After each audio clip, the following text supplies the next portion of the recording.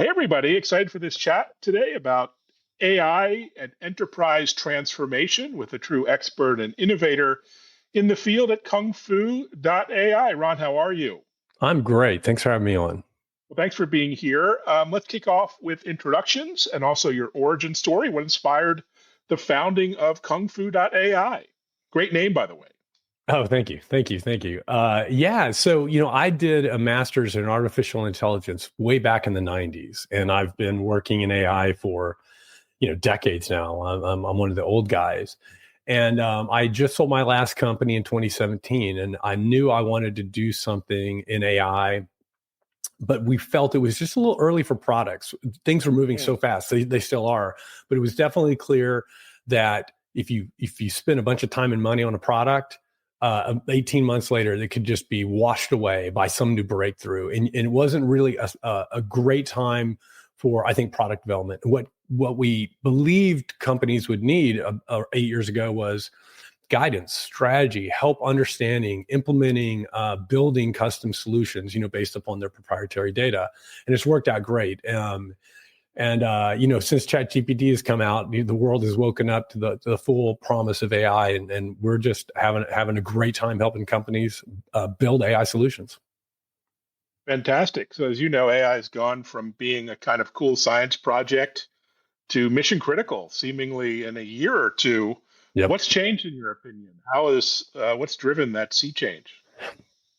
It's several things. In the 90s, we knew we needed more data. We knew we needed more compute. Honestly, I think if you'd asked us, we just said, 10, 100, 1,000 times more. We did not realize we needed like millions of times more and billions of times more compute. So it's really a combination of, I think, a few things. One, we just didn't have the compute necessary for the type of capabilities that we see today. We were literally off many, many, many orders of magnitude. The other really big element is the data. Even if we'd had the compute back in the 90s, we didn't have the data.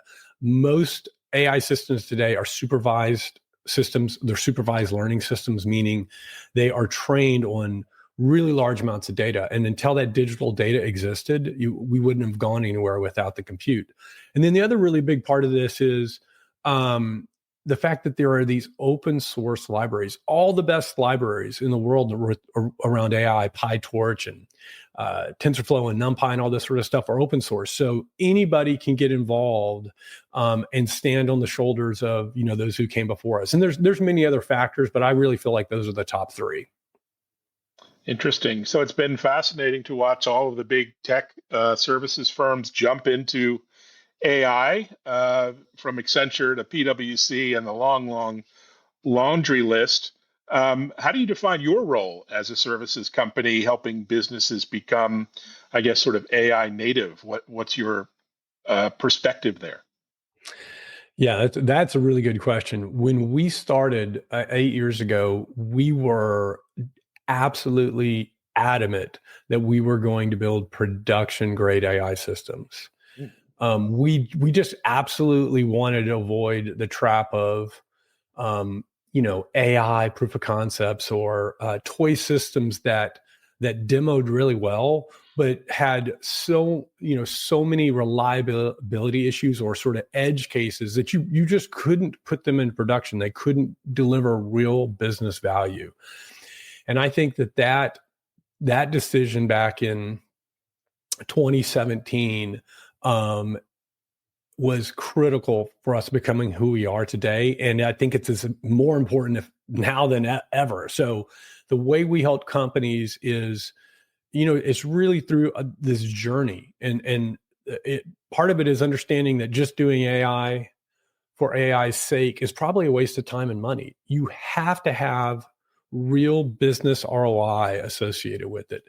And just because you identify an initiative and you see that if it's successful, it'd be worth the effort. That's just part of the battle. Do you have the data? Do you have the buy-in? Do you have the ability to deploy and manage those types of solutions? It's not a 180 from software, but artificial intelligence as it exists today is so data dependent that you have to start with the data. You have to start with an analysis of the quantity, the quality, the distribution of that data. It will determine your success or failure more than any other aspect of an artificial intelligence engagement. And that's very different than traditional software. In software, it's just your ability to execute. With AI, you are beholden to the data, garbage in, garbage out. Fantastic. And you've worked with Fortune 500, startups, everything in between. What's a big misconception you see in working with your clients across the board? We see a range of things. We'll see things like every now and then we'll have a client who will come in who thinks that you can just take AI off the shelf and you just sort of point it at the data and it will just go figure things out. We do occasionally get clients who think, AI maybe almost sort of mistake-free or omniscient. No, these are probabilistic systems. They can absolutely make mistakes. One of the challenges that with modern AI is that they make very human-like mistakes, right? So they can be unpredictable in the way that a human can be unpredictable. For example, you could be an expert speaker, but doesn't mean you won't misspeak occasionally, right? Well, we see that with AI systems, and that's not really something we had to worry about with traditional software. They were much, much more deterministic, less probabilistic. And there's also sort of an underestimation, as I already mentioned, about the data.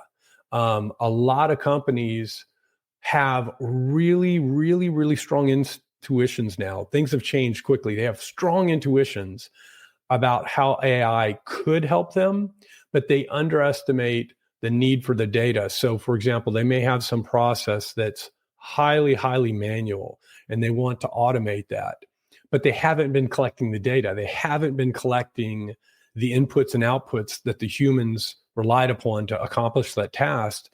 And so it means it can be automated, but they need to do the data collection first. And so that will often mean, well, we'll have to put that project on hold for a year or two or three as we collect that data, and then we can build a system to mimic that capability. Got it. So, these systems are gaining traction, autonomous systems. I've, been driving around in Waymos. It's been super exciting. I have a couple of apps that are sort of agentic in nature.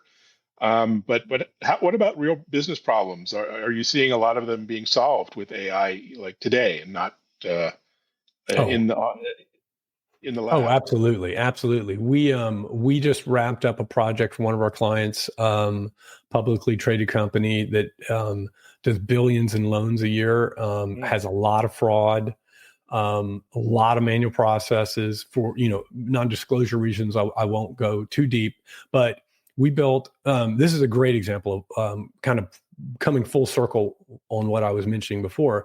They had decades of data collected about loan decisioning from their experts. And so we were able to build a system that could mimic those capabilities. And the beautiful thing about this system was they're doing billions of loans a year, but that decisioning process was business hours only. And it was extremely manual and labor intensive, and it was prone to fraud. And the system that we trained allowed them to move from a 40-hour a week business stance to 24/7. It reduced their turnaround decisioning from 28 to 48 hours to 9 seconds. Wow. Fraud dropped dramatically. Chargebacks are reduced. And all of the hundreds of people that were doing that task they still have their jobs. They're still doing their same jobs, but now they're focused on the most interesting, most challenging parts of the process. They're handling essentially the edge cases that the AI flagged as being suspect and really requires human intervention. It's really one of those examples of where you can leverage AI to automate parts of your business, and it's just a win-win-win across the board.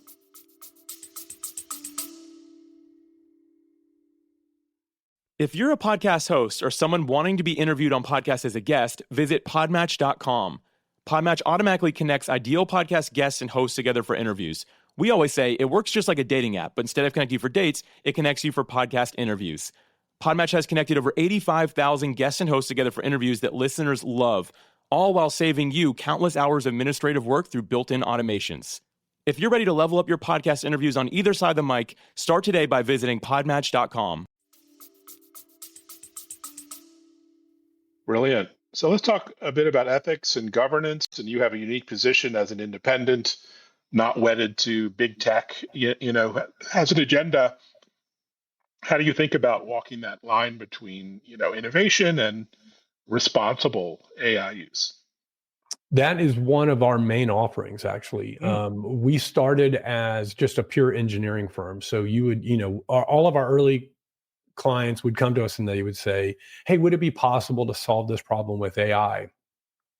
And we realized over time, I think we were about 4 or 5 years old, we realized that there was a sort of a missing piece to our offering. Businesses often needed help figuring out what to pursue. And they almost always underestimated the sort of ethical and governance issues. So, for example, on the ethical side, as I mentioned earlier, most artificial intelligence systems today are based upon a technique called supervised learning, where you train these models on a bunch of data. These models will soak up that data and they will get really good. They will get so good that they will mimic the bad biased behavior in the data, even if you don't want them to. And we've seen this over and over. You go to build some system to make predictions, and if there is a legacy of racial discrimination, that model will soak up that behavior and replicate it.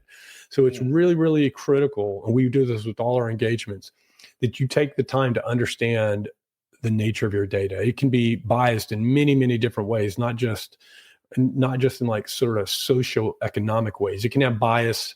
I'll give you another example. We've built systems that can accurately predict the risk of breast cancer years in advance. But the model, these tricky little models are so smart, it was actually learning to do things like accurately predict the patient's age and race and weight. And it was even doing things like accurately predicting what model machine the mammogram was done on. And the reason that's problematic is that it's very common for sicker patients to go to higher quality machines. And so if you don't take these types of data issues into consideration, we could have easily built a model that we thought predicted the risk of breast cancer, but it was actually just really good at identifying the version of the mammogram machine that the mammograms were done on.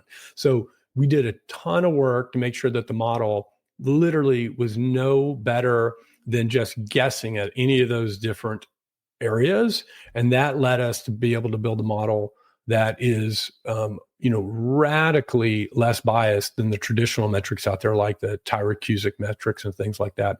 This model was recently approved by the FDA. So that's sort of the bias. The point there is there are real issues that you have to be concerned around. And then governance, if you're in a regulated environment, there are lots of things that you need to think about, not just about data distribution, skew, and things like that. You may have explainability. So, for example, if you're doing loan approvals, like I mentioned earlier, and you build a system that's a black box AI, it may be really, really good at making predictions about loan payments. But if you can't understand why it's making those decisions, if it doesn't have explainability, it's not going to pass regulatory muster. You need to explain to somebody why their loan may have been rejected. So there's all of these really, really complicated issues that come up with AI initiatives that a lot of companies are just starting to get their hands around. Interesting. So Gartner just came out with an interesting blog suggesting that 40% of agentic AI projects will be canceled by 2027, which probably has a lot of people scratching their heads about their own projects. But how do you see the balance of experimentation with delivery? You have real clients and real value in the enterprise, what's that look like?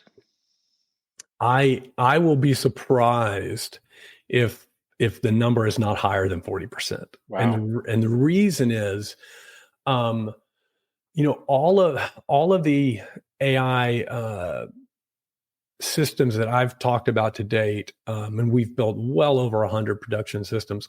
All of them, if you'll notice, are examples of narrow AI, meaning they're domain specific. They have superhuman capabilities, but often along just one or two dimensions, right? In these agentic systems, which it's still very early days, they're going to be incredibly powerful. But just like I mentioned earlier about humans, they're going to have a jagged edge along the frontier of reliability. And what that means is they're going to fail in unpredictable ways. And that is what's going to make them very difficult to deploy in enterprise environments. We see the same thing with generative AI. If you are using generative AI on a personal basis and you're interacting with Claude or ChatGPT, you interact and you check the prompts and you go back and forth until you get what you want. And sometimes you'll say, "Are you sure?" You may massage the interplay a little bit, but you definitely don't just ask it a question. Whatever it gives you, you just take it as gospel and send it out in the world. And that's the challenge with generative AI, and that's the challenge with agentic systems right now. Now, let me be clear so I don't come off as too pessimistic. These are just going to be the challenges along that jagged edge. Agentic AI is going to revolutionize business, and it's going to happen a lot faster than people think, but there are going to be a lot of tears and a lot of wasted money as people realize that that 2% error rate is not something that maybe their enterprise can live with. That probabilistic capability is something they're going to have to get used to. Interesting. Let's talk about the talent equation that you see. Everyone's trying to chase the same talent pool out there and trying to upskill and build internal talent. But of course, there's a big gap between that and what people that are available. You're helping partly bridge that kind of gap, but how do we scale up when it comes to talent and know-how?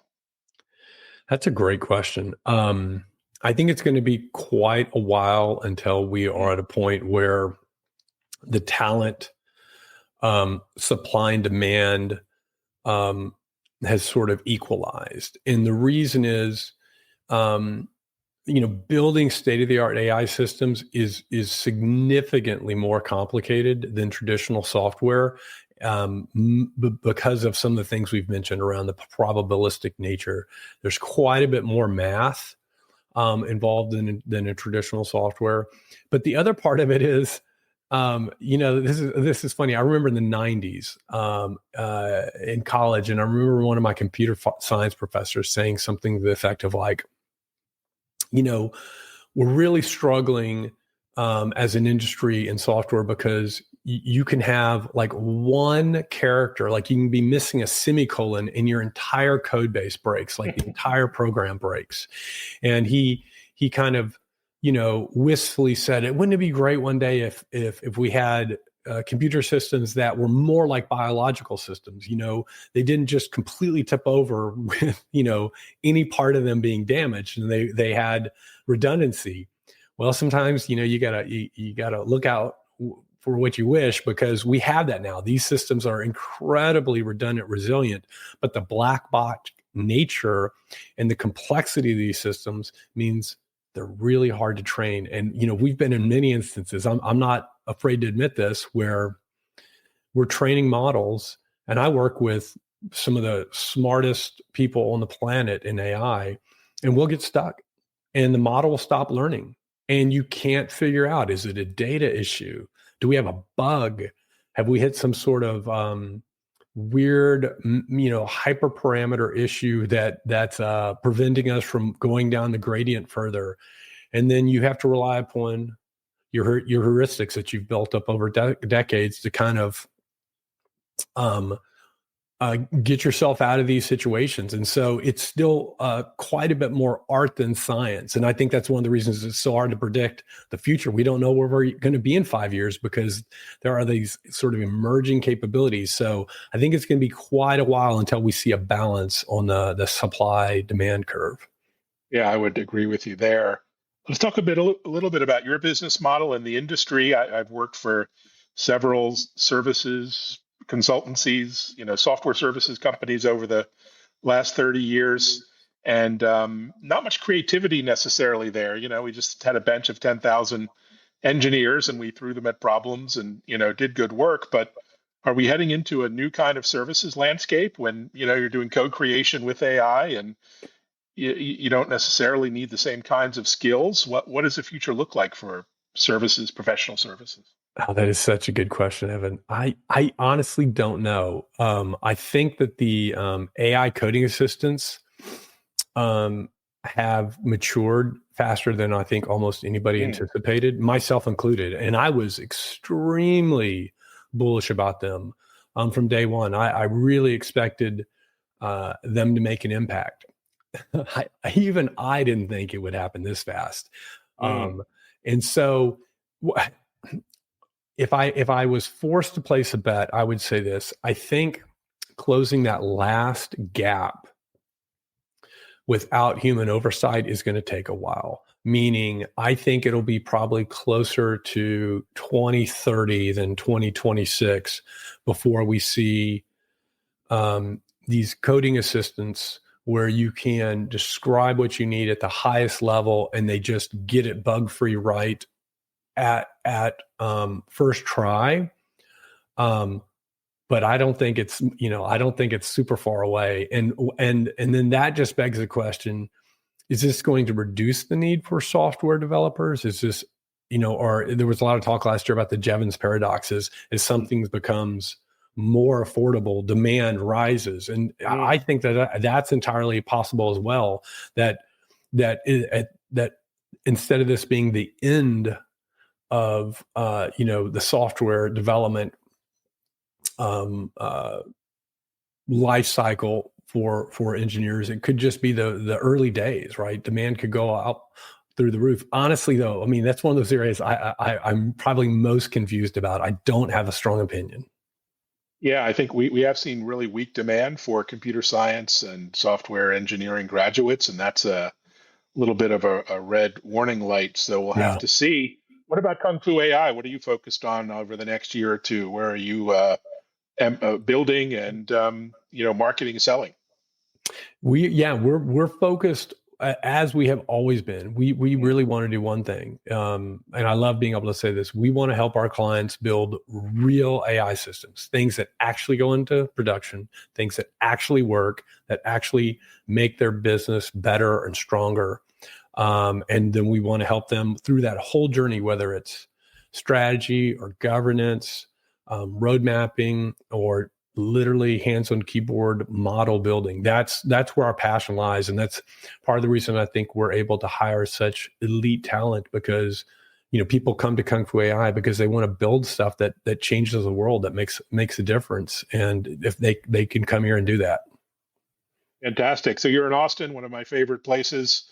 Where can people meet you, either there or out and about? Any events this summer and the fall that you're excited about? Yeah, I'm not doing a bunch of events this summer. It's actually, it is literally the case that we are so overloaded with work right now that I'm actually canceling some vacation plans, in fact, even to make this happen. But if you ever want to reach out to me personally, Ron, R-O-N, at KungFu.ai. And we have our own podcast. It's called Hidden Layers. It's a little bit a technical deep dive on AI. If you've ever wondered like a little bit of a glimpse behind the curtain, I would encourage people to please check that out. Fantastic. Well, enjoy the summer. Stay cool, 10 degrees in Austin, but you guys are used to it. Thanks so much, Ron, for listening and joining and sharing. Thank you so much. This is a ball. And thanks, everyone. And be sure to check out our new show at techimpact.tv, now on Bloomberg and Fox Business. Take care, everyone.